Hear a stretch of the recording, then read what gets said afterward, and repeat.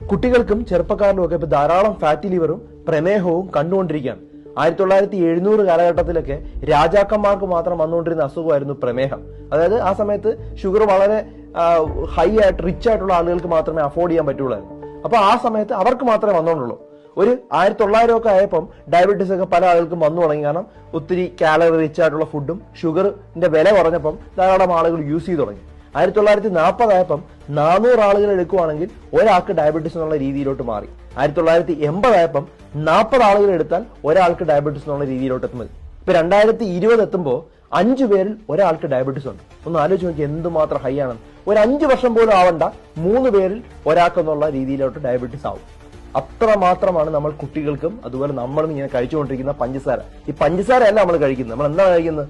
Bakery items, processed ആയിട്ടുള്ള food, നമ്മൾ കഴിക്കുന്ന ബിസ്ക്കറ്റ്, കേക്ക്, ബേക്കറി ഫുഡ്സ്, അതുപോലെ ഐസ്ക്രീം, ഇതിലെല്ലാം പഞ്ചസാര അല്ലെങ്കിൽ കൃത്രിമമായിട്ടുള്ള ഫ്രക്ടോസ്, അതുപോലെ തന്നെ ഹൈ ഫ്രക്ടോസ് കോൺ സിറപ്പ് പോലുള്ള പഞ്ചസാര സാധനങ്ങൾ ആഡ് ചെയ്തിട്ടുണ്ട്.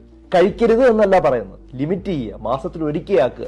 ഇതിങ്ങനെ കണ്ടിന്യൂസ് ആയിട്ട് ഇങ്ങനെ പഞ്ചസാര നമ്മുടെ ശരീരത്തിന് കൊടുത്തുകൊണ്ടിരുന്നാൽ നമ്മുടെ ശരീരം നശിച്ചുകൊണ്ടിരിക്കുകയാണ്. ഒരു കാരണവശാലും ഇത്തരത്തിലുള്ള ചതിക്കുഴികളിൽ വീഴാതിരിക്കുക. ധാരാളം ആളുകളുടെ അറിവിലേക്ക്